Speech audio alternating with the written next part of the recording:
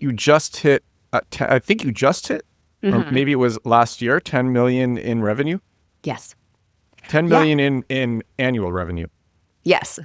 Yeah. And then 1 million net income. Yes, that's correct. Yeah. And you're going to be going deep with your digital marketing tactics that helped you get there. Absolutely. That is why we're here. Okay. Amazing. So you're both Jennifers. Jennifer and Jennifer, please introduce yourself and introduce your company, Shoot. Yes. So I am Jennifer Tai. I am the CEO and co-founder of Shoot with 2 T's. And I'm Jennifer Ye, and I'm the COO and also the co-founder of Shoot with 2 T's. And Shoot is a professional photography marketplace where we offer free professional personal photo shoots that are 30 minutes where clients only have to pay for the photos they want. So we're really trying to democratize access to professional photography by offering these free sessions that are risk-free up front. We're giving clients the luxury of choice. We really believe in that. We believe that people, as much as they can, should not have to pay up front for a service they might not like. And on the photographer side, as a lot of us are creators, we wanted to provide a marketplace that really strived to address the pain points of what it meant to be a gig photographer. And instead of working gig to gig, spending all your time trying to find different gigs and travel between them, making it so inefficient and like not cost effective, we created this new business model that helped aggregate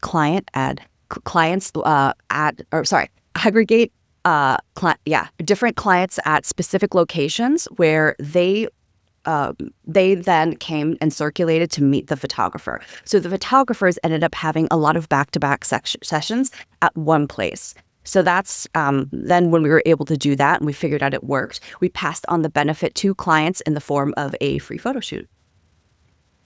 So the photographers come out to the clients? The photographer is stationed at a location at, say, like, so if you're in New York, we're like, hey, they're stationed at Soho at this one intersection. They're there from like 1 to 5. We have all these like little half-hour sessions. I'm sorry, so early. I can't believe my brain can't think. Then different clients book them. So then they don't even have to leave. They just stay there and then different people funnel to them, which is really convenient for them. This is such a cool business. When this was like well over 10 years ago, and this was my first startup, something that I wanted to try doing that it just failed because I didn't give it enough time.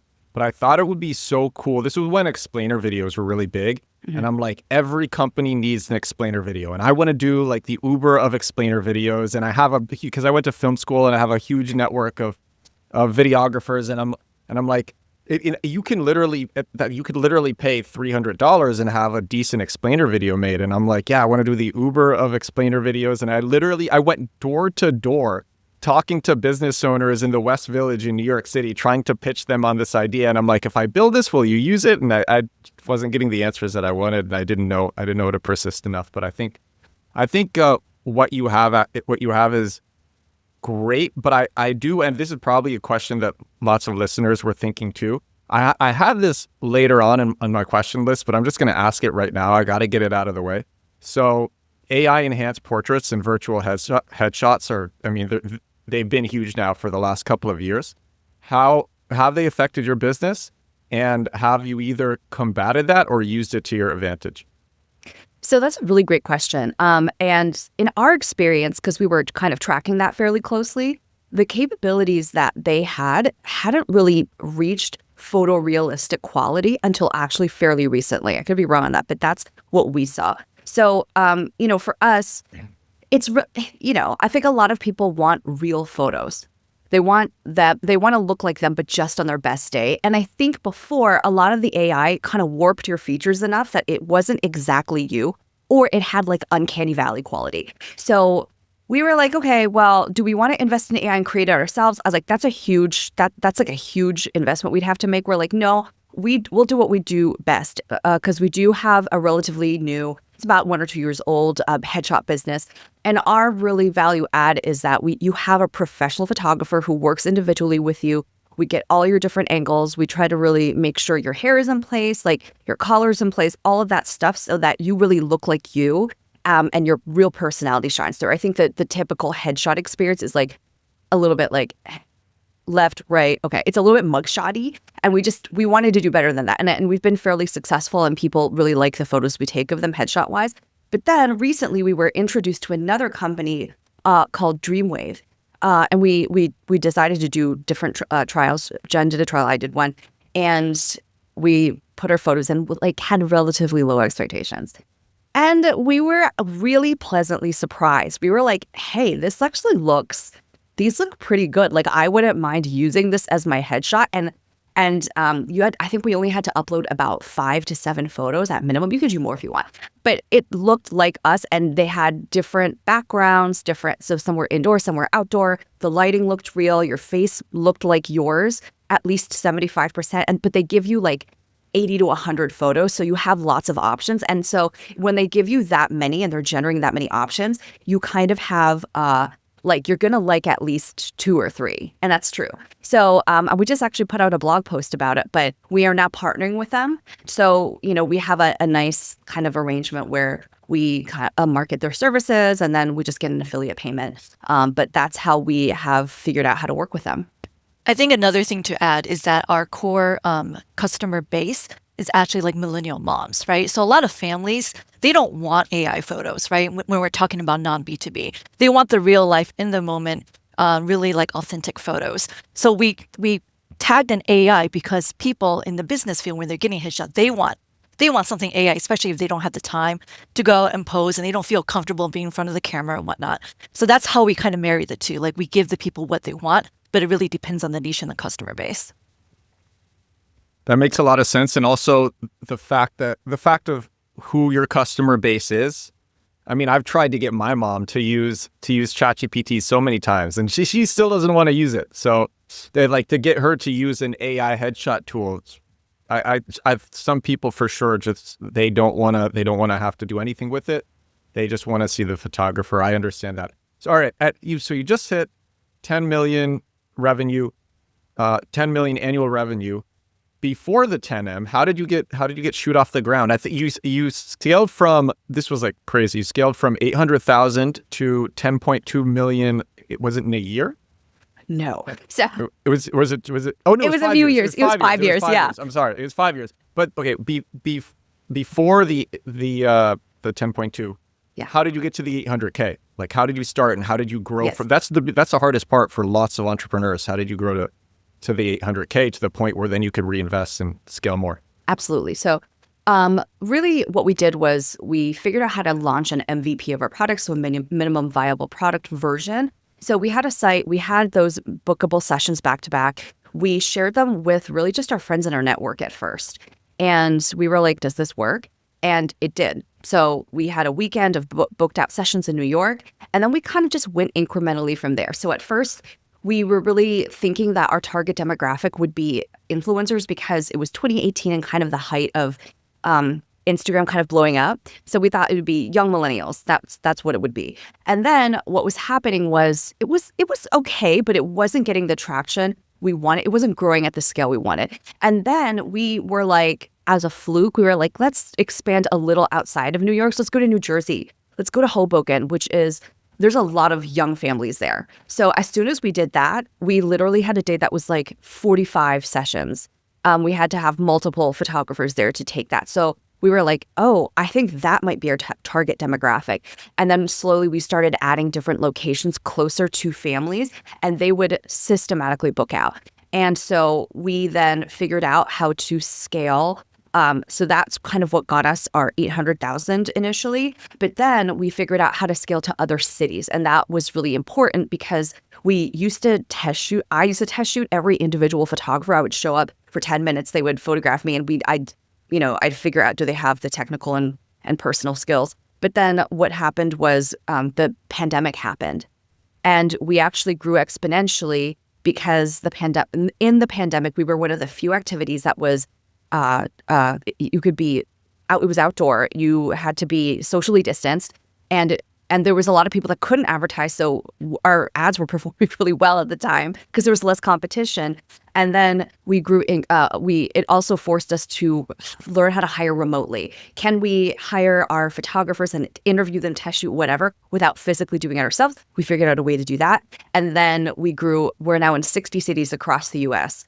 So that really led us to where we're more today, where we hit that 10.2 million. And, just being smart about all the incremental changes, growing market share, all of that stuff got us there. This method of marketing is so effective, I had to make sure it wasn't against Google's rules before I kept doing it. It's a form of SEO I call compact keywords. Whereas most SEO focuses on putting up articles to answer questions how, what, when, compact keywords focuses on putting up dozens of pages that sell to searchers who are actually looking to buy. These pages rank on Google and convert so much better than normal that when I discovered this years ago, I couldn't believe this was allowed. It's less work too. The average compact keywords page is only 415 words. Compact Keywords is a 13-hour deep course on getting sales with SEO. A customer recently said, "Each lesson is dense with information. You're giving years worth of experience boiled down into 15 to 30-minute lessons with no filler or fluff. I feel like I'm gaining a new superpower." Compact Keywords is about setting up an SEO funnel that brings you sales for years and years and years. It works with AI, it's less work than traditional SEO, and it makes way more money. You can get it now at compactkeywords.com. Back to the podcast.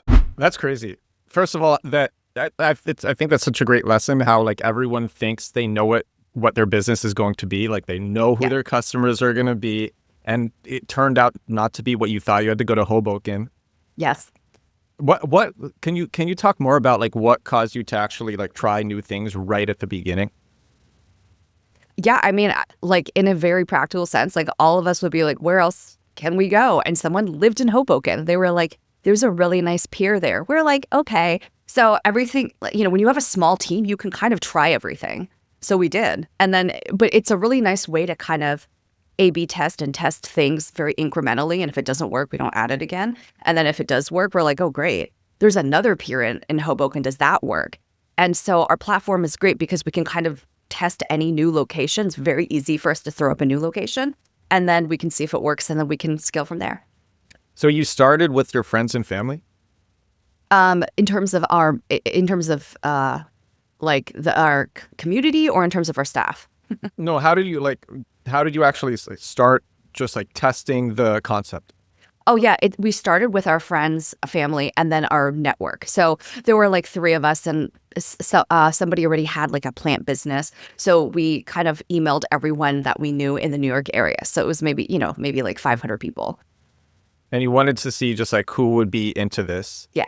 And then from there, were you growing slowly with just word of mouth? Like how were you growing in Hoboken? Yeah. So what was happening? So we tried different things, right? We were first on Facebook. So we were like, does it work if we throw Facebook ads on? And this is prior to iOS 14.5. Is it 14.5? Yeah. And so like everything before that, it was like shooting fish in a barrel. The answer was like categorically yes. So we had to just say like, hey, free photo shoot. Let's, we have the hook, and then have pictures of happy families in photo shoots. And those did work. So we kind of, and back then, none of us were marketers. So if we just threw up any of that stuff, it worked really, really well. And then we also tried things like posting on Eventbrite, putting up different events on different like eventy kind of platforms to see if they would take. And they all they all worked to varying levels of success. So Facebook ads work best. Yes. That's crazy that you were just starting and you were putting your own money into Facebook ads and seeing like, so what's the CPA going to be? And to be fair, we had originally a co-founder who is one of our angel investors. So he was putting in like small amounts of money to see where this would go. Yes. Cool. And then, I mean, it makes the COVID scaling makes sense. Mm-hmm. What were the biggest drivers to get to that first because I want to talk more about that first 800K, because it's just so hard for so many people to go from zero to something. Yeah, I have to say, and this is like, this was not our experience the whole time. At the very first 2 years, we worked really hard. Like it was, 80 to 100 hour weeks, but it was easy. We like literally thought it was easy to run a startup because when the advertising piece of it was so easy at the time, it was like really the heyday of using a Facebook ad. Like I said, no one had marketing experience. We just came up with we're like, I don't know. And then we threw it up there and it works. So that was abnormal. After iOS 14.5, that's when we started to suffer. That's when we actually had to learn marketing for real. And that's when because our advertising costs went from like 20 to sometimes 200. So when you put that at the amount of scale that we had at the time, all of a sudden there was no way we were going to stay in business. So we had to really hustle to figure that out very fast. So, okay, if you had to start again in 2025, then what would you do? In terms of like marketing? If you're starting the business, in terms of marketing, what would you do? With the knowledge that we have now? Yeah. Oh, we would definitely still do Facebook. Facebook is great. Really? Yes. Facebook is great. It's really great for top of funnel and retargeting. You kind of need that as like, for us, we consider that kind of the basis of everything. And then Google, definitely Google too. Like Google and Facebook kind of really are a really nice 1-2 punch kind of a thing. And then Jen, what would you say? I would say we would definitely, well, this wasn't available back in 2018, but speaking of AI, we use a company called Black Crow to really help us kind of score the visitors that come on our site. And what they do is they basically segment them into like high intent, low intent, and whatever, so that when we are running ads on like Facebook or Google, that we can then target something specific to them or like spend more money on those campaigns that are targeted to them. And that has yielded a really good return. Yeah. Cool. So COVID was what helped you grow. I mean, like the lack of competition in COVID was what helped you grow a lot from 800K to 10.2. What were the things that were most pivotal? What were maybe the single biggest decision that led to that growth? So I would say, I think in general, right, before we get into more specifics, is that I think the key to us even finding things that worked was that we're always open-minded and we're very flexible. I think sometimes when people are kind of stuck with like, oh, I just want to try this, or they're not reading up on all the different news and all the new developments, is really easy to miss. So every time we see something like a newsletter, like, hey, somebody's doing this, I'm not sure what it is, let's look into it, let's give it a try. So we're not afraid to do that, and we're not afraid to do really small tests. And that's how we found a lot of the different avenues to really be successful and reach our audience. What were some of those tests? So we've done things like CTV, right? Connected TV in the very first trial did not work for us. But then we decided the next year to try again. And then that really kind of, for whatever reason, did really well. Could be that our content was better. We gotten better at doing like content shoots, getting the right people in front of the camera, saying the right things. A lot of it is just, even observing our customer base, right? We're in a lot of different mom groups on Facebook just to keep our ear to the ground to see what are people talking about? What are they looking for? What stuff do they like? And then we take all of that data back in-house and say, okay, how do we apply that to how we market and how we speak to them? What were some other tests that you did? CTV? Yeah, go ahead, Jen. We tried Disney ads on Disney Plus. We've done like local ads. So there's a whole universe of like local ads. Meaning like local mom groups have like their own platform and their own group. We've tried different partnerships with different organizations so that they would share about us and get an affiliate payment. We've tried local magazines, local newspapers, local radio. We're trying radio right now again through iHeartRadio. What else? How is radio doing? It's actually okay. It's not garbage. Garbage to me is like it doesn't work at all. Which sometimes some of those things do not work. Like you can put $1,000 down and you get zero. This doesn't do that. Like with what? Like with what doesn't work? Like billboards. We tried billboards in New York City. And I think really, yeah, we're just like, hey, let's just, because they kept on like, marketing to us. We're like, you know what? At least if we try it, we'll know if it works, and we can just, put it to the side, and like that doesn't work for us. But where were the billboards? Huh? Where were the billboards? We picked some. Now, to be fair, we did a really limited test. So this is what I mean to say. Like, you have to be smart about how you test it and know what are the things that you might have fucked up. So we were like, well, let's pick. It was like around Thanksgiving. And then it was at like 34th Street. And then like I picked like 14th Street, like I picked kind of like major hubs. And there is a possibility that there are more people, but they're too busy, or it's the wrong people because it's the wrong time of year. So like, I don't fully, we did a limited test. I don't There's fully always hate nuances. billboards. There's I always know. nuances. Yeah.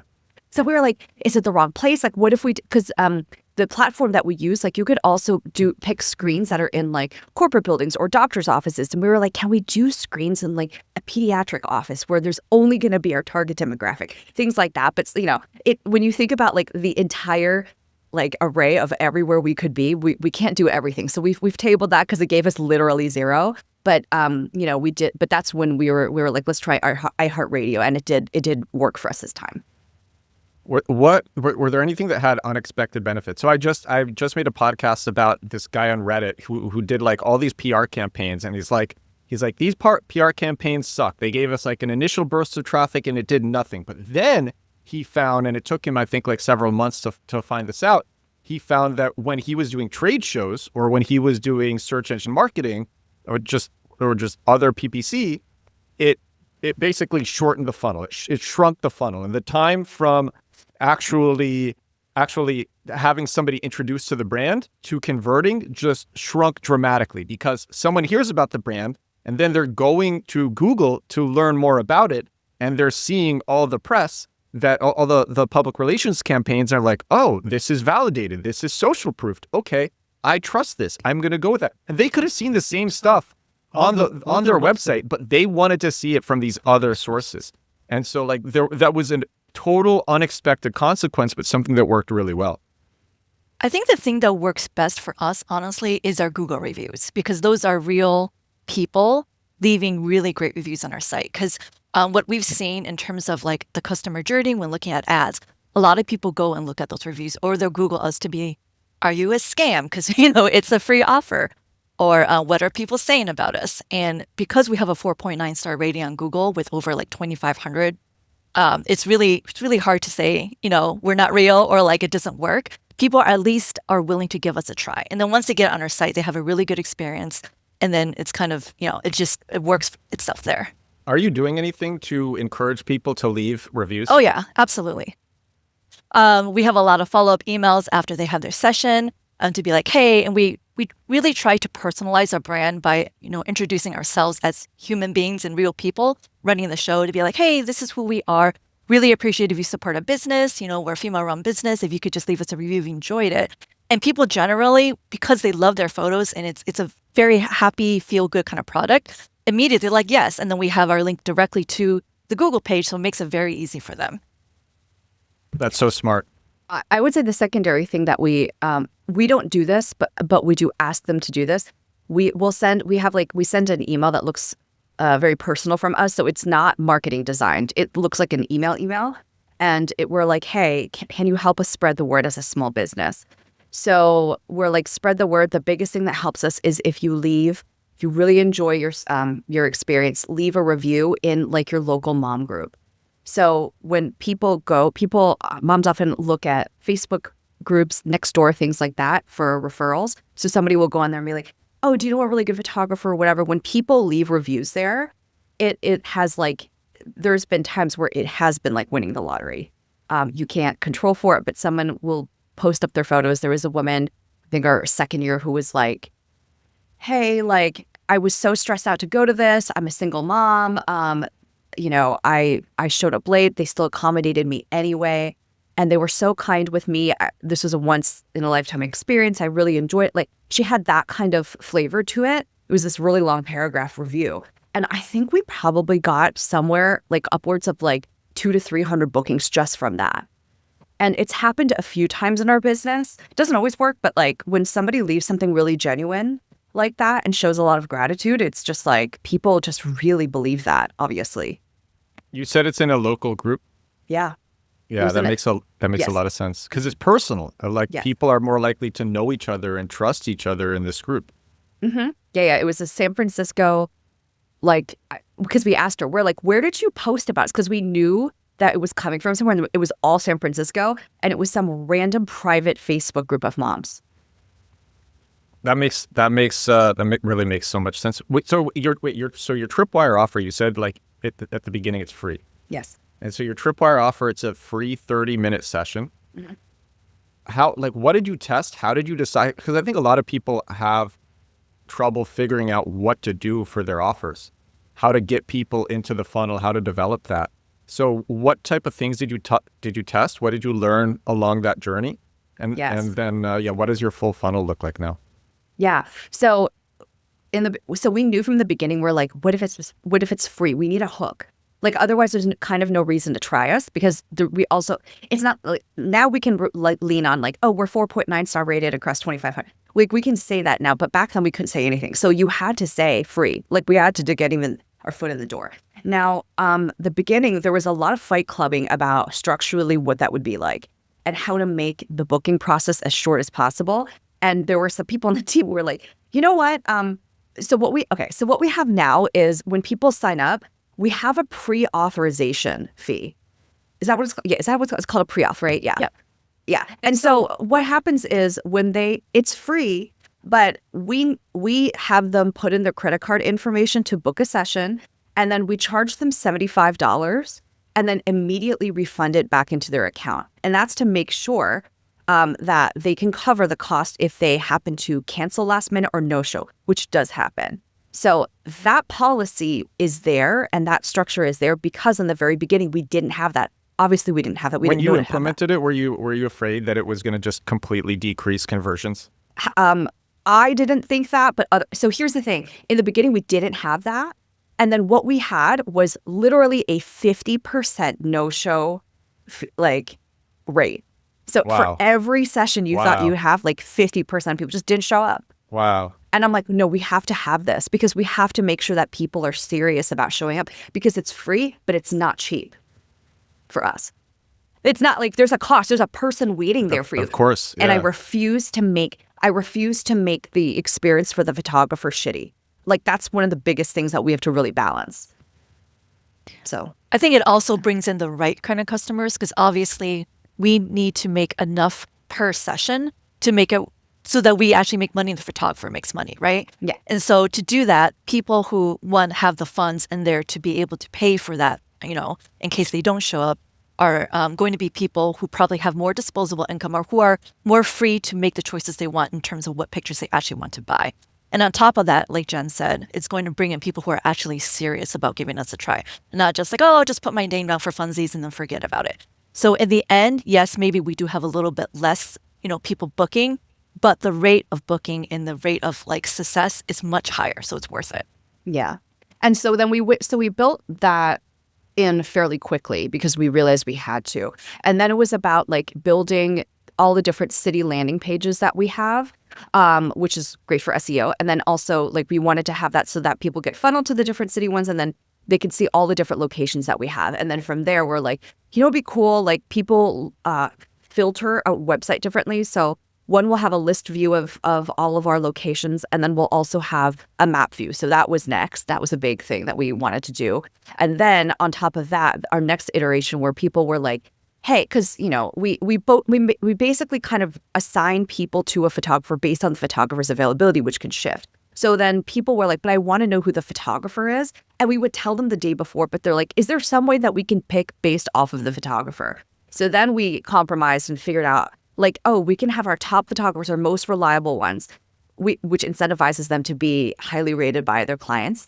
And then we can offer them, we show their portfolios, we show their ratings, we show how many sessions they've done. You can also filter our site through top photographers and book a session based on that. So it suits kind of in the journey, whatever somebody's kind of primary motivating factors are, it suits them to get them to book. And then the booking process is, I think, where, you can book something in 30 seconds or less. It's quick. It's like a three page thing. And then, that's what gets them, that's the first step into really being a shoe client.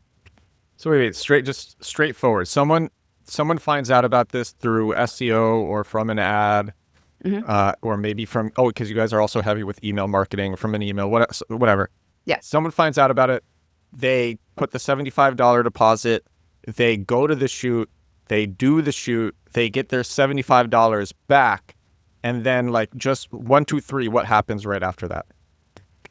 So they actually get their $75 back immediately. And then, so that's like wrapped up. And then they go to their shoot. What do you mean? Oh, they get it before they go to the shoot? Yes, at booking. It's literally, it's like a charge, and then 2 seconds later, it gets refunded back. It's basically just a check to make sure they have at least $75 on the card. Yeah.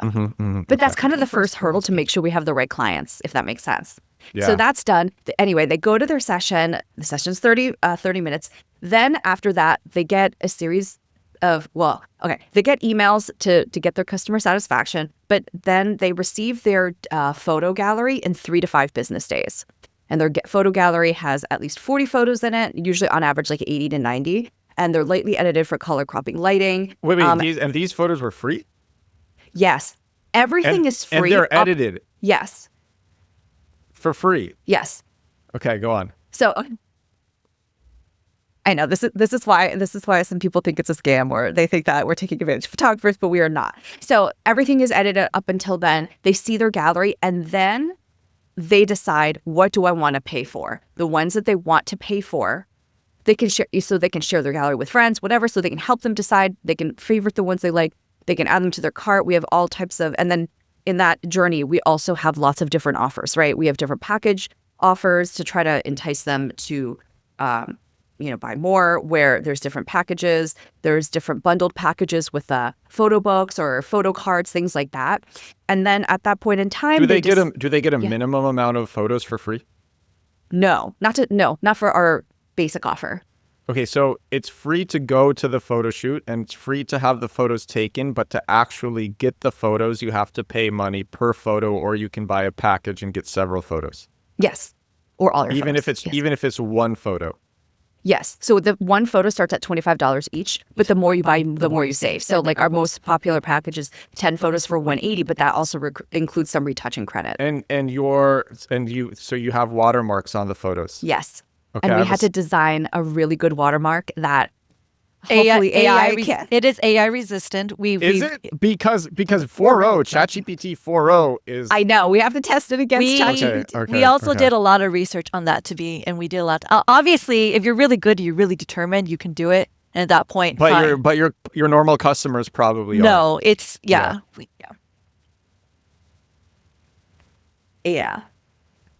Okay, that makes sense. So what are your margins like now? So you hit 1 million net income. Mm-hmm. What are your margins like? And then I want to get into the SEO, because I want to ask you about you literally rank for Photo Shoot NYC. That's super cool, and lots of other similar keywords. So I want to get into that in a second. But what are your margins like now? Because it took you a while to actually break even. Yeah, like the first 5 years, is that right? Were really like. In the beginning, the directive was like, go for growth. And at the time, it made sense to do that. And then iOS 14.5. And then it's like, okay, can we actually survive? Can we hit profitability? So it really varies. So like we are now at the volume that we can cover our fixed costs. Like it's really about like around the 9 million mark that we can cover our fixed costs and then start to actually make more off of like, off of the sheer volume of sessions that we have. So Jen, what would you say like in terms of our margins, how would we? What are you asking specifically? At like. Yeah. So yeah, I mean like per unit cost or per like. Per unit, I think per unit cost, yeah. So I would say, for example, like our average gallery sale that a client spends on is about $182, right? So out of the $182. $82 goes to the photographer, and the rest goes to staff, support, everything else. So in terms of our margin, I mean, a lot of those costs are, kind of flexible depending on who we go to. So that's where we have a lot more control over what our margins actually are. But that's how it's basically split. And I think the reason we're having trouble like nailing it down is because our marketing costs swing wildly throughout the year. So like we have one margin that it looks like one margin from like, and one marketing cost from like, I would say February through August, and then September through December, that marketing cost drops drastically, and that's when the bulk of our business happens.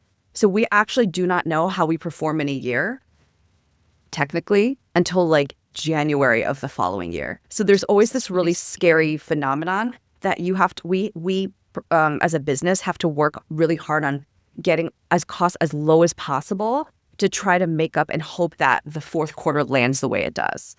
But, you know, by and large, like we're basically at, so our ability to hit that 1 million on the 10 million, I feel like there's that sweet spot right in there. It's amazing that it took you, so it was 5 years to break even? Yes. When you started, and it took 5 years to break even. Yes. I think that's, and you were just, so you had this angel investor, or did you do multiple rounds? So he was our angel investor, and then he did some like seed friends and family funding. And that fueled us for a little bit. And then when it went to iOS 14.5, it was like, no one's going to give us more money. So then we had to take what we had and like go from there. Can you talk about why 14.5 wrecked you, and then what you did and how you went from there? Yeah, Jen, go for it. So basically that's when all the targeting kind of went to shit, right? We couldn't target anybody at that point. So that is actually when we started doing a lot more SEO stuff. Because before we were kind of like, things are working, we're going to, focus our attention elsewhere. So things that we did, for example, where we really took a hard look at our site to be like, what is working, what is not, what can be improved. We got onto Hotjar, really watched those videos to see like, okay, user interface, let's first fix that. Let's make that easy for people. Second, talk about what Hotjar is and what it does. Yeah. And then the lessons that you got from it. Sure. So the way we used Hotjar is we used on the most basic level in terms of just recording people on their screens and what they were clicking, if they were rage clicking on things, which usually means they're frustrated, how far did they scroll, what did they stop to look at, etc. So based on that, we could see like, people are actually, what we found out, really interested in one, the pictures of the locations that were in their area, and two, the whole thing about how it works and people's testimonies, which makes sense, right? This is a very kind of unique model that people aren't used to. And then obviously they need the trust to know that we aren't a scam and that, we're vetted. So because we knew these things, we could then go in and be like, all right, these modules should be higher up on the page. We should make a separate section just to talk about how it works, or this shoot experience, and put on some UGCs. So we did a lot of those, and that obviously helped, because there were really kind of like easy wins. Outside of that, then we started doing a lot of, we need to really start writing blogs, because obviously blogs with SEO and keywords. So we tried a couple different things where we did outsource some of that to be like, can people just write blogs for us? And what we found was a lot of those articles were really very, very low quality. And we were like, we don't want that. Like, we care very much about how our brand looks. So we're like, let's go the more authentic route. So again, this is when we went back into our very hyper-local mom groups, like, what are people asking about? What are the keywords they're using, right? A lot of times people who aren't in those groups, we refer to them as, free photo sessions or free photo shoots. But moms use the term mini sessions. So it's like, let's start putting that word into our blogs and then kind of discuss the things they're talking about. What to wear, how do you get kids to behave, all of those things that would really speak to what they're concerned about, right? So we started doing a lot of that. Then I think we also improved our Google Ads in terms of our campaigns. Really kind of, again, Google Ads was also easy. We just kind of threw a campaign, threw some budget behind it, call it a day. But now we're like, now we actually have to have strategy. So what does that look like, right? Really digging into the trends of keywords. When do those, trends start to go up? What happened last year? What should we put out? How do we test that? Et cetera. So a lot of it is just really digging into the weeds. And I think, as co-founders, and with people on our team, sometimes it's easy to just outsource that, give it to a vendor. And we were like, you know what? I think we should learn this ourselves so we really understand what's happening. So that when we are ready to give this out to a vendor, somebody else to manage, we know what questions to ask and what things are important to make sure they actually know what they're doing and they're not just blowing a lot of hot air, right? So it was a lot of that kind of work. And then on the Facebook front, since that was our biggest driver, that really dipped. A lot of it was very meticulous testing of the visuals, testing of the kind of different campaign headings we had, the copy. And we would just try different things and be really, really disciplined about it. It's like, we're going to only give it a week to 2 weeks. Let's see what the engagement is like. And based on that, it's like, based on what we're seeing, let's go in this direction and test even further. So we look at all that stuff on a daily basis, like even now, because we want to catch things before it's too late, right? A lot of times you look at CPA and you're like, maybe it'll come down. It doesn't come down. So we're like, all right, let's just see if there's any variables here that we can shift to make this better. So it's a lot of diving into the weeds, reading a lot online, getting onto a lot of newsletters, staying on top of all the trends and what people are saying. How many campaigns were you running at that time? We would run anywhere between like 5 campaigns to like 20. Like we would try really hyper local, like, hey, let's just have ads run in this certain zip code. And that was just like not big enough of an audience for Facebook to optimize. And then, as I said before, like we found things like Black Crow, which we also found through a newsletter. They're like, hey, we can use AI to help you do X, Y, and Z. And back then they were just a startup too. And we're like, you know what? Let's give it a try because we have to do something. We have to do something different, try something different because nothing's going to change otherwise. I think it's amazing how you learned all of this, especially since you both don't have marketing backgrounds. And so you're going deep in the weeds yourself. That is, yeah, I really applaud that. I think that's so cool. That's so important. And go ahead. I especially like what you talked about also with Hotjar, what you were learning with heat maps, what you were learning, seeing how people actually interact with your site, finding things that people focused on or things that didn't work the way that you expected. And so, okay, so how did you build out your local SEO strategy? And it's actually talk about literally you can go, so talk about first of all, some of the keywords that you rank for. So like people search photo shoot NYC in Google, you are number 1 for that. And then what are some other keywords? And then what is the URL structure for that? What do the page titles look like for that? What are your H1s look like for that? How long are the pages? Are you using a blog? Are you doing normal pages? Yeah. All of this stuff. So I think Jen kind of referred to this earlier, but we have a booking page dedicated to each city. So already that, and with our URL, we say photo shoots and then the city, already that is already really good, right? We have the keywords in our URL. So that's helpful. And just by nature of how we work, we have it for every place that we do. So that was actually a big change. Before we actually didn't structure our URL that way. I forget exactly what it was, but it was not SEO friendly. And so that was the first thing that we changed. Second, I guess in terms of, keywords, photo shoot with a space in between or photo shoot all one word, all the different city names, these are all dynamic, right? According to what page they're on. A lot of that dynamic, meta descriptions and titles are also really important. So you're doing programmatic SEO. You have a template and it's being filled out by different variables. Yes, correct. Yeah. So that I think in itself was kind of the big push. We didn't really need to do. How many cities are you targeting? So we're in 60s. Is it 300? 60 cities across the US. So all the cities that you are in, so you have 60 local pages. Yes. That's really cool to hear. Some people were hit by Google's helpful content update, and they're like, oh, I think it's because we had this hyper local strategy, or it was because we had this local SEO strategy and we were targeting every city. But you're a company that you are targeted. Were you hit by Google's helpful content update? I mean, it doesn't look so. You're ranking for lots of really. Lots of stuff. Yeah. Yeah. And so you actually did things in a way that made you safe and made you aligned with Google's guidelines. Yeah. Yeah. And I mean, to be fair, that's also just how our business works. So it was easy, right? It wasn't like something we had to really, it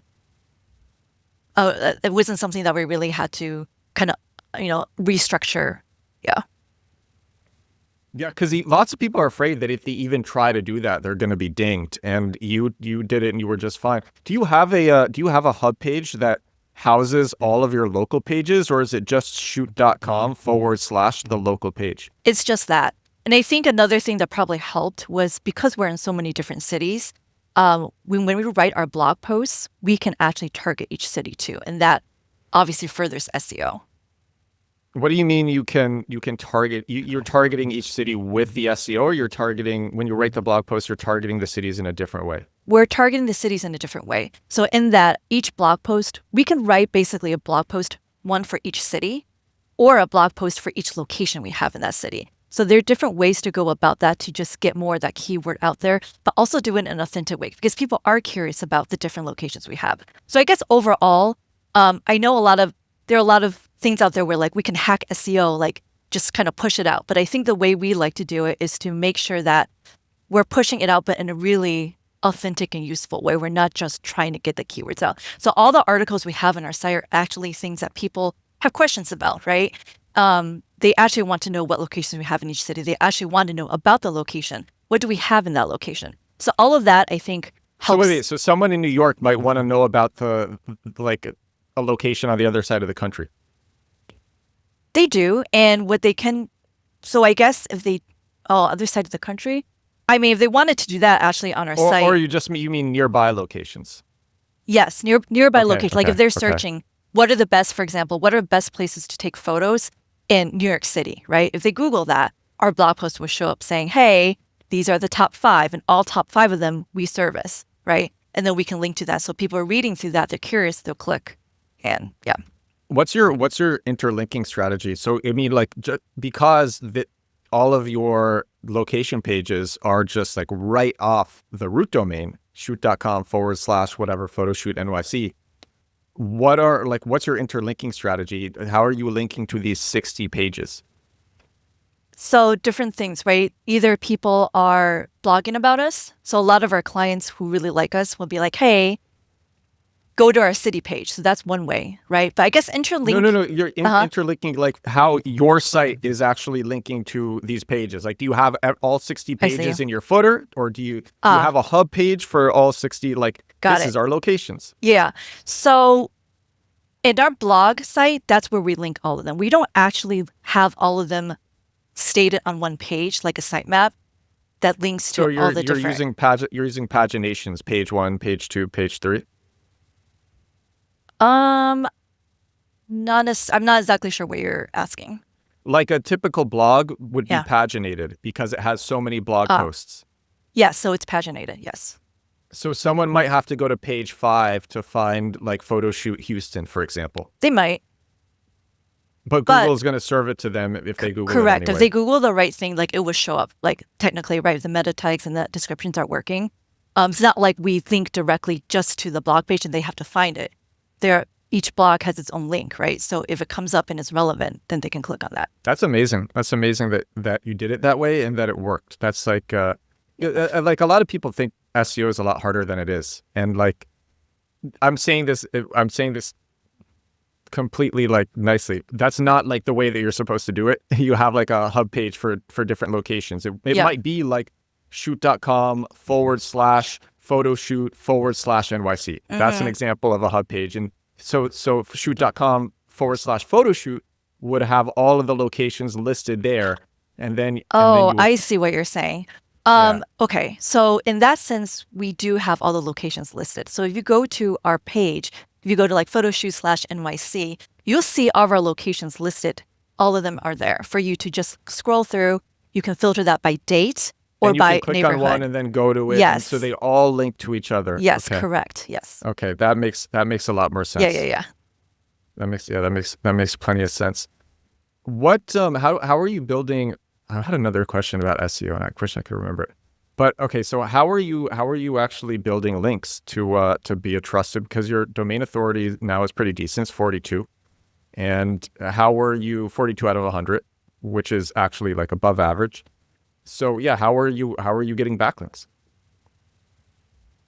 A lot of it, Jen, do you want to start? And then I'll add in. I mean, I think the answer is we work with a press team that just gets us listed in legitimate publications. I think that's like the biggest thing, and that's super helpful, right? Are they having entire features written about you? That's harder. Okay. It's like right now, it's like roundup everyone's posts. like, yes, it's like you're lucky if you get in a listicle. Yeah, is like what we're told, right? And then you just hope that the listicle is something very legitimate.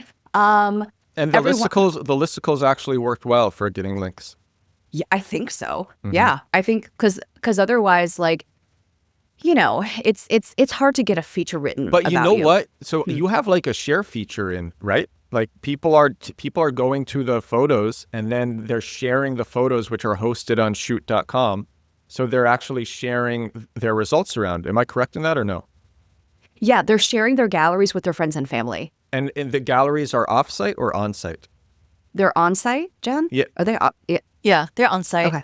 Yeah, so that's something that I say in the show is like, if it's possible for you to put in a share feature, put in a share feature, because people will give you free backlinks. Your users will give you links. And that's like by spreading your domain around, even if it's like a no follow, it doesn't matter if it's a no follow. If like it's not supposed to pass link juice, it still helps. No follow backlinks help. So like if you don't know what, you guys know, but like for any listeners who don't know what a no follow is versus a follow, the no follow is supposed to not pass SEO link juice. So it's supposed to not help boost your trust and authority. But so many tests have shown that no follow backlinks also help boost trust and authority. And so if you have the share feature, people are sharing you around. They're sharing you in private messages. They're sharing you on social media, and that's helping you a lot. And then people are actually clicking on these links and going to your site. And that is very important as well, because Google uses Chrome click data to actually see the engagement that websites are getting. We also have an internal like referral program. So if people refer somebody and they actually go to their session and buy at least one photo, they get a credit for one free photo on their next shoot. So in that, like we have customer accounts for our customers. We give them a link to be like, hey, share this link, share your code. And once they do that, so that's another way we get links out, because people want the free photos, because why not, right? On top of the free session. And then I would say another way we do that is anytime we have partnerships, even if we're just testing to see if a partnership works, one of the things that we always ask for is like, hey, why don't we do like a blog post exchange or something that would get our link out there? So we take every opportunity that we can to have other people post about us on sites that we know are legitimate and that are trusted. That's great. So you're using a PR company that's using like I don't know if you know Source of Sources or Featured.com or Quoted. These are journalists who are looking for experts for their stories, and then the experts respond, and then they get a link, but it's usually a roundup post. But sometimes it'll be in a top publication with only three experts in it. So you're getting links like that. That's number one. Number two is people are sharing around your site. They're sharing around the pages on your site because they were in a gallery. And then number three is you're doing exchanges. And then number four is affiliates are also sharing links. Yep, you That's got it. correct. How has the affiliate program worked out? How did you start? What did you learn? What did you change? I think it started pretty much from the beginning when we were like, hey, because we're so grateful, right, as a startup when people do share about us. And we're like, hey, customers, if they're doing that, we don't want the effort to go unseen or unappreciated, right? So that's also building rapport with our customers. So from there on, it was pretty easy for us to be like, hey, if you just get the word out, we're more than happy to pay you back with each credit equals a free photo. And that's also very motivating for customers themselves, because a lot of them would be like, oh, well, if I share enough, I can get my holiday gallery that I want for my holidays photos. So they'll work all year round to just try to get that. And then I think for them too, it's like, again, like I said before, when people are really happy with their photos, they're more than happy to share, and they get something back. They're like, why not? So that's a pretty easy program for us to run. And we always advertise that on, all their emails after they purchase, or even after they booked a session, they're happy. We're like, hey, if you're happy with your experience, here's your link. So we make it very easy for them. And I think also we were also forced to have affiliate in order to have press, because a lot of press will not work with you unless you have an affiliate program that they can earn from. It's very much pay to play right now in a way. So that's something that had to happen too. So what your PR firm told you, like you need an affiliate Point program? blank, yes. Point blank. Hey, this editor would want to, is interested in trying the service, but you need to be on Share a Sale, or I think it's called something different now. It's A-Win, yeah. A-Win. Yeah. So it's, it's that kind of thing. It's very ubiquitous. Can you talk about that a bit more? In what way? And just what the platform is and how it works with journalists. Is it specifically for journalists? It's not specifically for journalists, but most big publications are on it. It's probably one of the older, more established affiliate programs out there, and I think that's why they're on that. There's a lot of new, more hip ones, but regardless. So what that is basically, it's a way for them to track, like if they were to publish you and your link, like on their article anywhere, when somebody clicks on that, they can track to be like, okay, who clicked on that link in my article? Because if they end up buying something, I want a little piece of that, right? Just basically to pay them for having shared about you. So that's essentially what that is, and that platform allows them to basically track, for both of us to track, right? For us to see like who we have to pay out, are they getting us good leads, and for them to track like, oh look, promoting this brand is really good money for us, and then just by doing this, we get X amount of return, and then that in turn basically motivates them to post about us more in different kind of settings. So everybody listening, put your affiliate links in your press kit. Have a press kit, and then say, this is also how you can become an affiliate, and make it really easy. Absolutely. Yep. Is that the only? I think that would fast track. Go ahead. No, I think it would fast track their willingness to approve you. Because what you don't want is to be like, hey, are you on ShareSell A1 or whatever? Would you want to be like, and then you have to decide like a certain amount of payout, like all of that stuff. No one wants to deal with that. So like, if you already have that all set up and thought up, like it's just a no-brainer. I'll be honest. So I've submitted hundreds of expert quotes to press using websites like Help a Reporter Out, which shut down and is now Source of Sources or Feature.com or Quoted. And I can't recall any journalist asking for an affiliate link. And I'm also surprised because a lot of articles undergo approval. They undergo editor approval. And so I'm just surprised that the editors are allowing like the affiliate links in these articles, but I suppose it makes sense. I think it's specifically definitely for the listicles. If say like the Atlantic wrote a feature on us, they're not doing that kind of stuff. Okay, but that like makes more sense. That's where the distinction is. But most of the press that you're gonna get is it's like largely listicles right now, just because the way that it is. Like Featured.com, which is also largely listicles. That one they don't ask. And then Help a Reporter Out, which is now Source of Sources. Like Help a Reporter Out.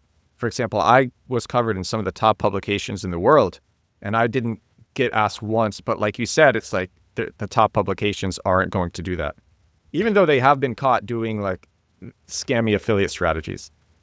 Yeah, I guess it depends on what it is, right? Because for us, because we're very much a consumer service, it makes sense for us to be in listicles. And in listicles, in general, if publications want to earn money, why wouldn't they use affiliate links, right? Yeah. If they're trying to get a quote, I understand like that. There's no need necessarily to do that unless you're doing a bigger feature. But I think to really get pushed out. As a list, so it's it's a listicle actually rating different similar services. No, it'll be something like 100 recommendations to buy a gift for your grandma for Grandmother's Day or something like that. So it's like a roundup of different products and services. Then that's much more like it's much more advertising for consumer services and products. But other than that, a lot of times we're on, different groups. They have organizations that have blogs. Obviously, they don't ask for an affiliate link because that's just like, hey, we like you, or let's do a quick exchange or whatnot. Yeah. Are you using multiple affiliate platforms, or is this the only one that you're using? So we use AWIN basically for publications and PR. We use another platform right now that we're going to be moving off of for more like influencer type of affiliations, because one, they might not want to go in our internal affiliate program, which is you get a credit and then you get a free photo with each credit. So not everybody wants a photo. Some people just want money, right? So we have a separate platform for people like that. Okay. I want to go back to what happened after iOS 14.5. And because we were talking about that before, and you're like, okay, no one's going to invest in us at this point. Like, we need to figure things out on our own, or this is over. Shoot is over. We need to figure. So what was that like? What were the things that were like the immediate quick wins? Yeah, I guess what were the things at that point that were the immediate quick wins? So I'm gonna be honest. There's no immediate quick wins. Okay. It was like when that happened. That must have been so scary. It was the only time that I've truly panicked, and because I'm like, there's very little. There's things that stress me out, but it's different from feeling like completely out of control. When we hit that, I think I took like, Jen was actually at my house at the time. I think I took like a 30-second, I'm like, I need to leave the room just to process this. And then I'm like, and then I came back and I was like, okay, what can we do, right? That's always what we're asking ourselves. So it was a really, I would say it was actually a long and painful road. And there was like a 2 to 3 year from the time that we were like, oh my God, it's so easy to run a start to getting us to actual profitability. That was an incredibly excruciating 2 to 3 years. So it was about like incrementally looking at every single outflow of money, every single inflow of money, and making incremental tweaks. So it's like, hey, does our staff need to be smaller? Do we need to consolidate roles? If we need to consolidate roles, like, do we have documentation? How do we get documentation? Is there another vendor that's better? Can we negotiate down our vendor contracts? Like all of those things added up. And then it was like, okay, do we have getting our advertising costs under control was really, really scary. So in the beginning, it was like, okay, let's split. What if we do hyper local for our splitting of like how we target our Facebook ads? So instead of doing everything in, one campaign, it has all the cities in it. Let's do a city per campaign. And so we tested that. That was so expensive and it didn't work. So then we were like, oh my God, no. So we had to scratch that. And then we're like, is there another agency that does this better? We've tried different agencies. That's also difficult to like on off board too, to get a totally new agency onto your brand, to figure out like your workflow with them. And then it's also like testing all the different ad structures, ad offers, all of that stuff to see what makes the most impact. And just that trudge was like 3 years. Do you find an agency that you liked, or did you end up doing it yourself? We eventually found an agency that we liked, but I would say in the very beginning, we did talk to a lot of agencies. And I would say if anybody's in that position, one of the good things I think that we always do is we'll just talk to people, right? Because even if you don't plan on necessarily going with them, you can learn a lot just by like, hey, what do you think about the situation right now? And then you can start to learn tidbits from that. And then because we were running it ourselves, we can take those learnings back and be like, okay, how do we apply that? Does this work? And then that's also one way to kind of vet, to be like, do they actually know what they're talking about? And then from there, like I said before, as we did these ourselves to really understand all the different, things you can do in a campaign, all the best practices of testing, that's how we actually landed with our current agency, which is Pilot House, who can then now handle our ads. And then that way we trust them. We know what they're doing. We actually really know what they're doing, right? It's not that they're just giving us a report and we're like, oh, that looks good. But we can actually sit together and strategize. So sometimes we'll think of things they haven't thought about, or they'll bring their expertise and be like, hey, this is something that's going on right now you guys might not have heard, and then we'll try that. So it's still very much like a group effort. Like we have the agency running and doing all the execution, but at least because of our knowledge and our experience from coming out of this, hole of, despair, we're able to be more effective in working with our partners so that we know that they're actually doing everything that they can to optimize it. Yeah, and what we were really good at was we have like we built our own custom tracker of how all of our platforms are doing, and we look at that on a daily basis. We've tried to hire like How did you build that? Was it Google Data Studio? It's actually just in Google Sheets. Okay. We have thought about using a different platform, but honestly, one, they're expensive. So the way we work is we're always like, what's the cheapest and most effective way we can go about doing something? So you have to be very resourceful and scrappy, right? So we're very, very good with Google Sheets now. We know how to port data in. We know how to do the different things. And obviously, knowing formulas and all that is one thing, but then knowing how to cut the data into a way that actually is useful for us to see, like took us about, I would say, a good 8 months to really get to a solid place where we're like, okay, this view makes sense. This is the stats we actually need to see to know how to make those incremental changes every day. I love how data driven you guys are. Yes.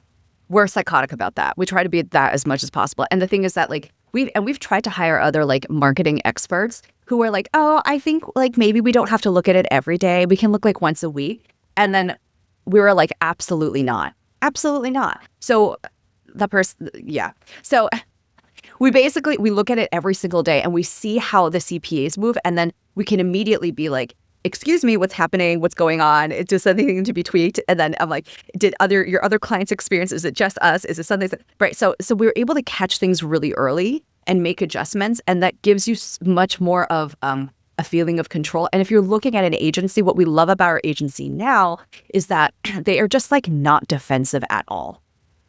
And so that keeps the trust there. I think we've worked with agencies before that would get really weird about that stuff. And I would say, like, if you're paying someone externally to do that stuff, A, they have to be really data driven, and then B, they have to be super accountable.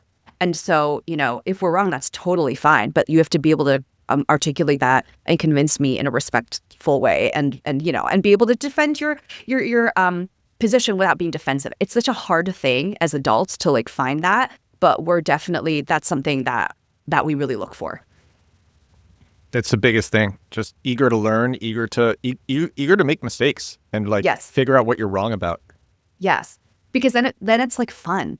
Because like you get right, it's fun. It doesn't have to be like, yes, our CPAs are going up, but we're like literally trying everything. Then we're like, okay, it's just the way it is. It's not. I welcome it. I welcome people telling me that I'm wrong. Like I get so much out of that. Yeah, you seem like I'm honestly almost psychotic about it. Like, tell me where I am wrong here, because I don't want to keep making these same stupid mistakes. Yes. Like, how are you supposed to level up and be whatever? This blind spot. Yes. But honestly, the older we get, I was like, I think a solid 60 to 80% of people do not work like that. They would rather hide the thing that they're bad at. And more I'm than like, 80%. More than 80%. Right? Yeah. That's what if I just want to know. I want to know what that actual percent is. It's horrible. Yeah. Honestly, I think it might even be, it's high all over. I was going to say maybe it's higher in New York City because like everyone's there's more competition in New York City. And so people are putting on a front even more. But I don't know. I've traveled so much now. I've been to so many different countries. It's the same everywhere. No one wants to admit that they're right? wrong. I know.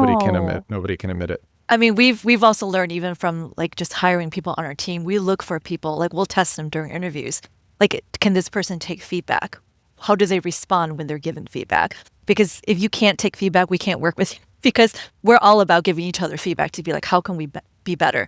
Right? And a lot of times it's not personal. It's like, hey, for the sake of our business, we need to be able to look at things from a very critical point of view and always try to do better. You had to do that to survive. You had to do that to survive. So I want to go back to that. Like, how are you funding yourselves during that period? Were you just surviving off your existing angel investment and then the revenue that you were making? Yes. So it was surviving off the angel investment and then the revenue we were making. And then because we actually had our crazy, like our working capital flow is nuts, and that we burn through all our money up until like September, October, and then we make all our money then. We make all it's horrible. But, our main funder was like, fine, I'll loan you the money and then you pay me back. So when there was like, a capital. This was your angel / co-founder. Yeah. He was like, fine. Okay. We'll do that. And a lot of angels will not be comfortable with that. No, we have a great angel. We have a great angel. Amazing. We've built a really good relationship of trust with him. So yes. Where did you meet him? Do you know what's funny? I met him off Craigslist. I've met in New York City. Craigslist is the best. Come on. I've always been a Craigslist girl. Like so I met him when I was like 27. So this is a really long time ago. And that was when, I was an actor at the time, which is funny. And, wow. But I have my original background was I did investment banking. So I had all of these like corporate skills, and I was like, I need a day job, but I want a day job where I'm not waiting tables. I want to be using my corporate skills. So what can I do? And I was like you know what? I'm going to go on Craigslist. I'm not doing recruiters, because on Craigslist, anyone who posts on Craigslist kind of doesn't have their shit together. So I was like, I looked on there, and I saw this guy looking for, he was like, I run a startup. I'm looking for, an executive assistant. And so when I walked in there, we took a look at each other and started talking. And then he was like, I want you on my team to give yourself whatever title you want. And that's what I worked with him for like 2 to 3 years, doing literally everything under the sun. Where was it? Him. Where was it? It was in a loft in Soho. He had he had 2 or 3 different operations. He's kind of like this loose and fast entrepreneur type. So he had like 3 startups like launched out of there. It was really funny. And so that's where I learned. I was like, oh, I really like the startup environment. Like corporate, I can do it, but it sucks. I hate it. But like doing, you have different challenges every day, and everything that you do matters immensely. But I don't find that to be pressure. I find that to be really exhilarating. So that's how I found him originally. And then he moved his family over to Paris because he wanted to raise his kids there. And then he shuttered all his other stuff when he made them remote. And then so we fell out of touch for like 10 years. And then I reached back out to him at some point in time and was like, hey, I may need a referral from you. I was like, because I had a great relationship with him. But also, like, if you know of a startup hiring, let me know. And he was like, this is so bizarre. I'm in New York right now, and I want to start a new startup. And I totally forgot that you were there. And so we met up, and like 3 days later, we came up with within 3 days, we came up with the concept for Shoot and launched So it. you wanted to get hire because you wanted to be able to pay yourself, and he wanted to start a startup. And so he's like, look, how about you just be like employee number one and co-founder? It was like that, yeah. And because I didn't even want to be the co-founder because I didn't know what it meant. And I was so scared because it was new. I was like, I don't want to represent. Like, I have no idea. And then, ultimately, because I was employee number one, and then as we hired more people, I was like, I'm weirdly the one personality-wise and brain-wise that fits the CEO. I like very begrudgingly took that role. And now I understand, I understand why. But like, I that's how that happened, yeah. How did both of you meet? We met in college. We met like when we were 18 years old. We met in college. We spent our first year together at Cornell. I then transferred out, but we spent so much time together, like immediate best friends. And then we like studied together. We did a lot of projects together. We were in student organizations together, so we knew how we worked. And we have a Off very one year, off freshman year. Oh, within it's like a chemistry thing, right? So it was like we have the same values and we'll always have the same opinion, but how we get there is totally different. Like, I didn't realize to what degree until we really worked together for Shoot, but like, I am like, this is my idea. I'm an ideas person. And then but then the thing that I struggle with is I don't know how to do something. So if you listen back at this interview, I can tell you what we want to do. And then she's the one who's like, okay, I know how to do it. She can figure out, like, she can look at anything and be like, I know how this works. Or I know how to backwards engineer. Like, that's what her brain is super fast. I've never met anyone who could do it as fast as her. So like the two of us and then I'm really good at checking work. Like, I'm really good at being at the end. I'm like, so for example, I'm like, we need a tracker for all of our different marketing platforms. She's like on it. She builds it, and then I look at it and I'm like, this is weird, this is weird, this is weird. And then she's like, oh yeah, okay. And then so it's iterative, and we ended like Shoot is built off of our two brains doing that back and forth incessantly. It's honestly, like, it's amazing that it's so rare that because this is your first startup. Like, Yes. It's for both of so us. rare that your first co-founder will work out. It's so rare that the first co-founders work out. I mean, And to be fair, most yeah. co-founders, I actually think, literally all startups can succeed.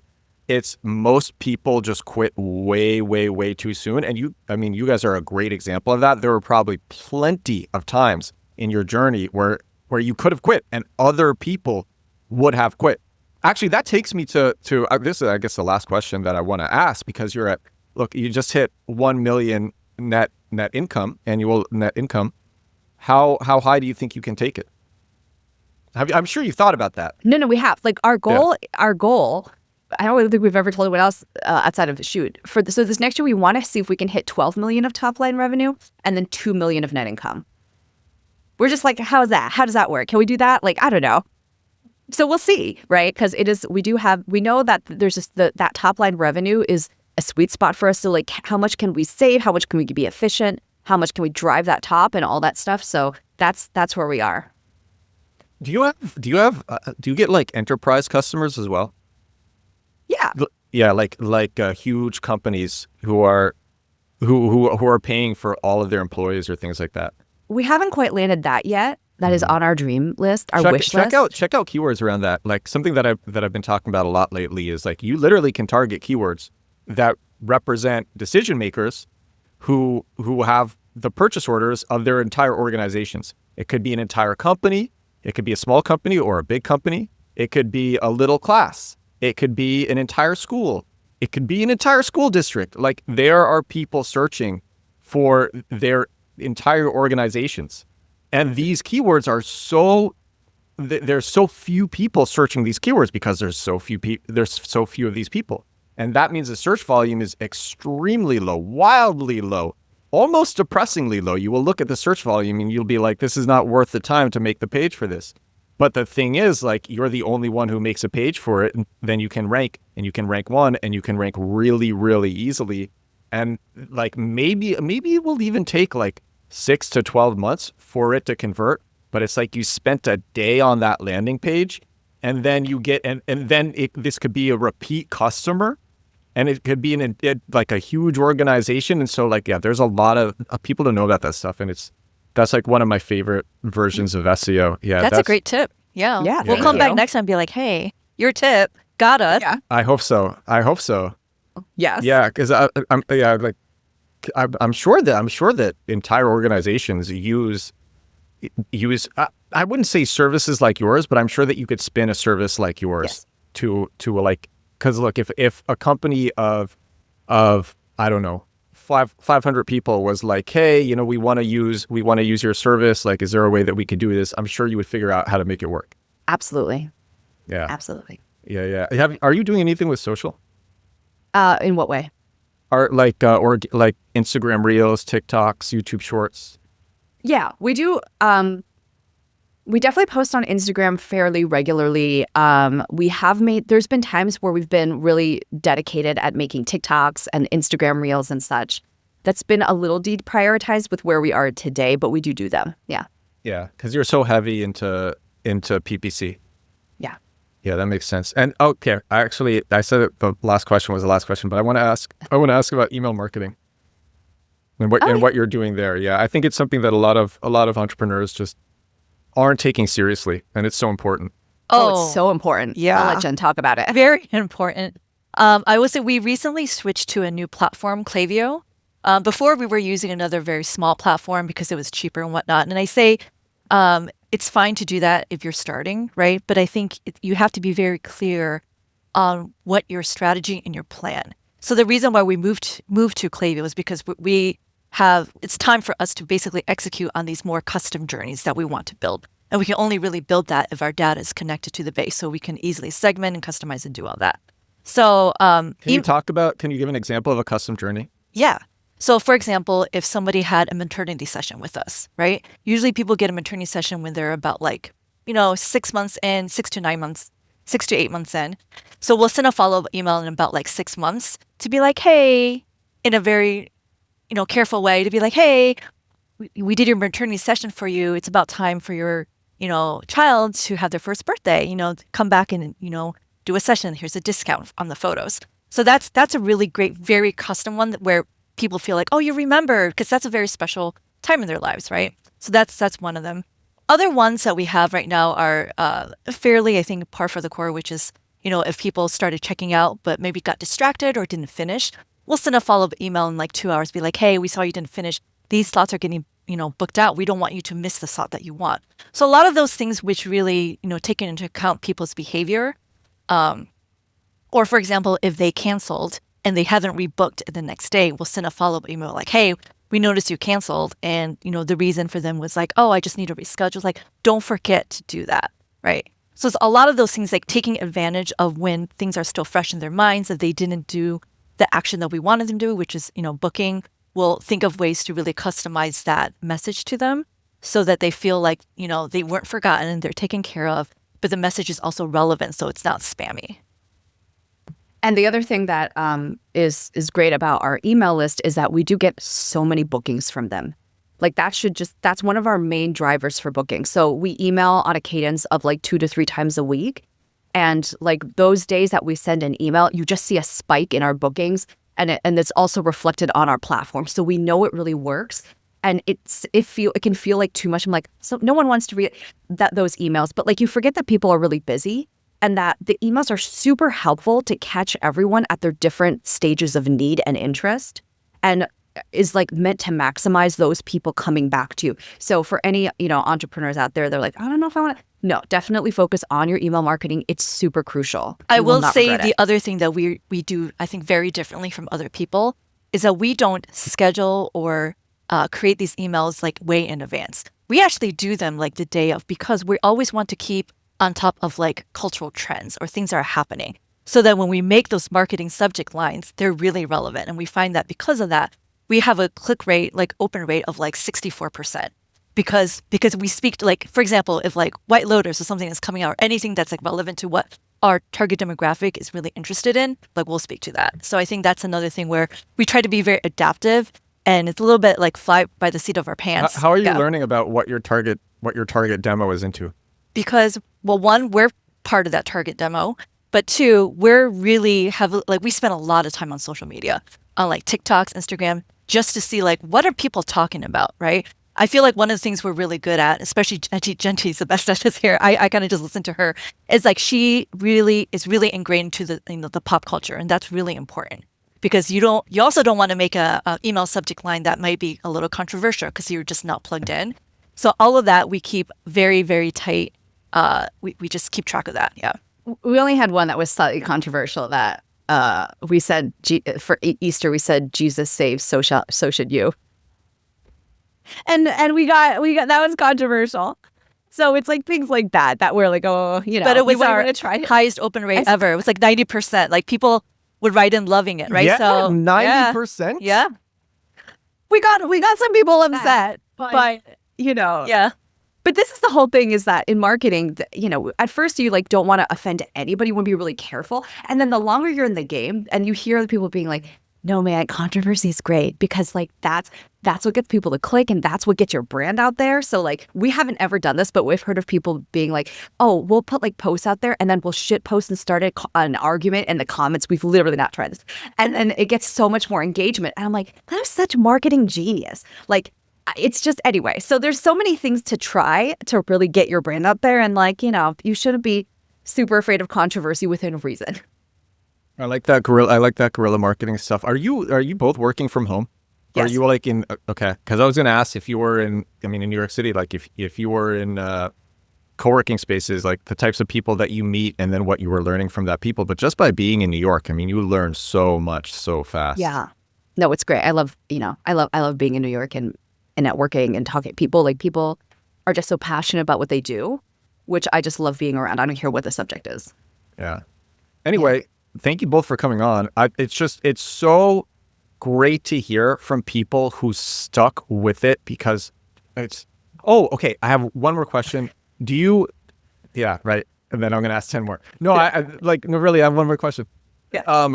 Do you give, I'm sure you do. So when you talk to like new entrepreneurs, do you find yourself giving the same advice over and over again? And if yes, what is it? No. Okay. I would say, no, there's one thing that we do tell people. Okay. Make sure you have a good accountant. Don't start off with a bad accountant to begin with. Like get your books in order because if you don't, long story, we didn't have a good one. And we spent like a year or two trying to fix all of that. And you don't want to be spending your time doing shit like that. And it cost us upwards of like $250,000 out of pocket. And we shouldn't have paid that. What mistakes were you making? Sales tax. That other people... Sales tax. Sales tax. Like the person just didn't know. They were like a baby accountant. And so like they just didn't know that we were hitting that in all the different states. So we had to go back and make everything right. And it was horrible. The amount of effort, it was just horrible. So like make sure you have a really good accountant for sure. That's true. We do say that. Otherwise, I try to learn like who you are and like kind of what you're struggling with. Because the advice that I like to give is highly contextual. Because sometimes like there's certain people where like what I hate is general advice. Like trust your gut. I hate that. Because some people have a terrible gut. Like some people, so like you have to kind of know, you have to like the thing that I'll say. I do think I'm gonna hold on. I want to argue with you on this because so something that I say on this show all the time is like stick with it. If you do something, first of all, it always takes longer than you think it's going to take. And I've said this over and over again. I said, and this is what's contrary to what you just said. I'm like, no one is so dumb that they won't eventually figure it out. And I so genuinely believe it's like monkeys with typewriters. If like they hit the keys enough times, they're gonna write Shakespeare. And it's like no one is so dumb that they're eventually gonna keep trying different things. And then eventually through so many failures, and for other people they'll take more failures than most, but through so many failures they'll figure out what will work and what So and I what think won't. the key that you said there is if they try different things. I think most people will keep on trying but do the same shit over and over. And that's when it's insane. So I think, yes, if you're trying different things, eventually you'll get somewhere, right? As long as you're not doing the same thing over. Yeah. So, so to be fair, like if you're talking about people who even seek entrepreneurship, those people are more inclined to do that anyway. So that's true. But like, I do think we've encountered quite a number of people. I've been shocked by this. It kind of is the same, like where they don't try different things. They're just like, no, I just have to work harder. And I'm like, oh, no, no, no, no, no, no, no. Like, no, work smarter, figure out how to work smarter. So, some people, but to be fair, most entrepreneurs do try different things. They have to, because it's about their survival. It's about their survival. And I think like there are a lot of people who say that they need to work harder, but they'll say that enough.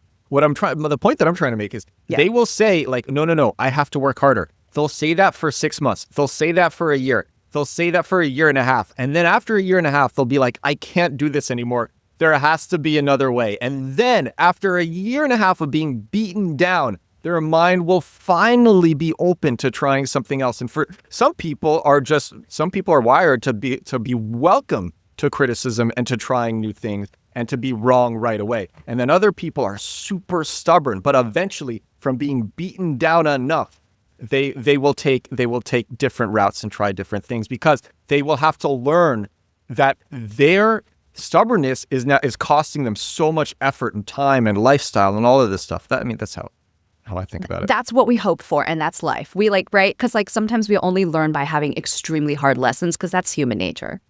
I think it's just a matter of when those people hit that, right? And what it takes. What it takes to hit that. You were forced with 14.5, with iOS 14.5. You're like this ride or die. Like we gotta figure this stuff out right now. It's not next year. It's like right now. Like, what were we doing wrong yesterday? What were we doing wrong several weeks ago? Yeah. I mean, we could have. Yeah. No, I was just going to say, we could have just quit. I think a lot of people would have quit, right? But I think for us, it was like, hey, we already have a team, and we felt personally responsible for the people on our team. That's their livelihoods. So we felt like, in a way, we owed ourselves and them at least a really good effort to try to figure it out. And I think for us, too, it's also like, hey, I wonder if we can figure it out. Because I think that's when our brains kind of kick in. We like problem solving. Be like, ooh, like what is our limit? Can we actually do this? So that's, I think, when we start changing things, be like, okay, instead of making this feel daunting, let's make this feel exciting. Thank you both for coming on. Where can everybody find you? Yeah, so you can find Shoot at shootwith2ts.com, SHOOTT.com.